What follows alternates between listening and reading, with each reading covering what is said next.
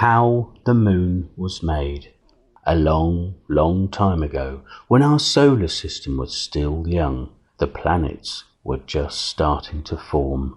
They would race around the sun in games of high-speed chase.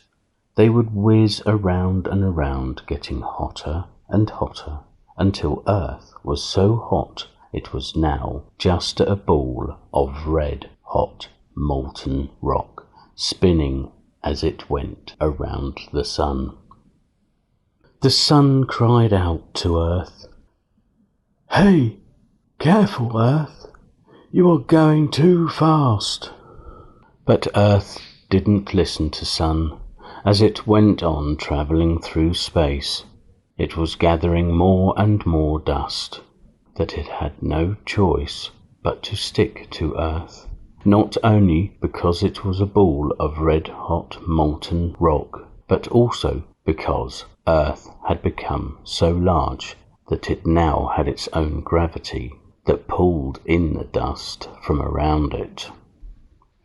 At the same time, so very long ago, there was another smaller planet called Theia. Now Theia was doing the same thing as Earth, but racing around on a different orbit. Theia was also racing around the sun, getting hotter and hotter, gathering dust as it went, spinning through space and orbiting the sun, with the star-speckled vista in every direction.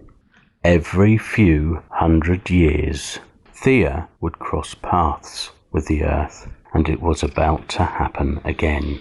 As Earth approached Theia, Earth shouted out, "Hey, look at me, Theia! I'm getting bigger and bigger." "You are, Earth, and look at me! I'm getting more and more beautiful, and I'm going faster and faster," Theia said. As Earth and Theia passed each other, Theia felt the pull of Earth's gravity as it passed by. "Hey, I felt that," cried out Theia as it passed by the Earth. "Felt what?" shouted Earth. "A funny pulling feeling as you went by." "Oh," said Earth, not really paying much attention to Theia, as Earth sped off into the distance. Unbeknown to Theia, as Earth went by Theia, Earth's gravity had pulled at Theia and had slightly altered Theia's orbit.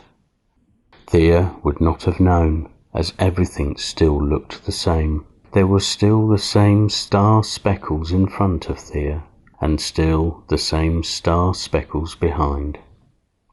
Far off in the distance, there was a giant of a planet called Jupiter. Jupiter saw what had happened as Earth went by Theia. "Be careful, Theia," warned Jupiter. "Earth will pull you." But Theia didn't hear Jupiter, as it sped off into the distance, getting hotter and hotter. For Theia was now also a mass of red, hot, molten rock. Another few hundred years passed, and again Earth and Theia were to pass each other once more. "Have I grown since we last met?" Earth called out, rather proud of its size. "Oh, yes," replied Theia, "and I more beautiful." "Yes, indeed you are, such a beautiful thing," Earth called again.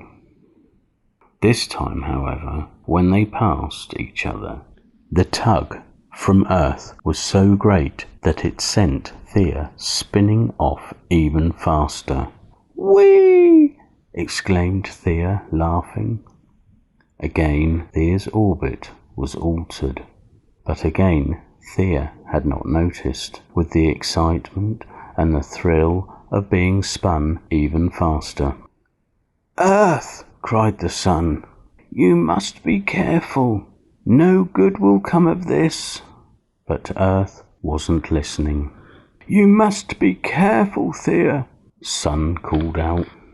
"It will do you no good." But Theia was still laughing and did not hear Sun, As it sped off once again into the distance, a few more 100 years passed by, and the two red molten rock planets grew closer to each other. Earth called out excitedly, "Thea, we might be able to touch when we pass. How exciting is that?" "Oh yes, that will be fun," laughed Thea. "Let's try." But the two didn't just touch each other. Thea slammed right into Earth, never to be seen again. Just like when something is dropped into a pool of water and a little droplet shoots up and lands back in the pool, so it looked when Thea hurtled into Earth. But when this little droplet shot out from Earth, it went far enough away that Earth's gravity did not pull it back, and there it stayed, suspended out in space, now orbiting Earth. We now call the Moon. A little bit of Earth, and perhaps a little bit of Thea. When Thea slammed into Earth, it slowed Earth down from the high-speed chase it was on. As it slowed, Earth started to cool, with Thea unseen, hidden deep within.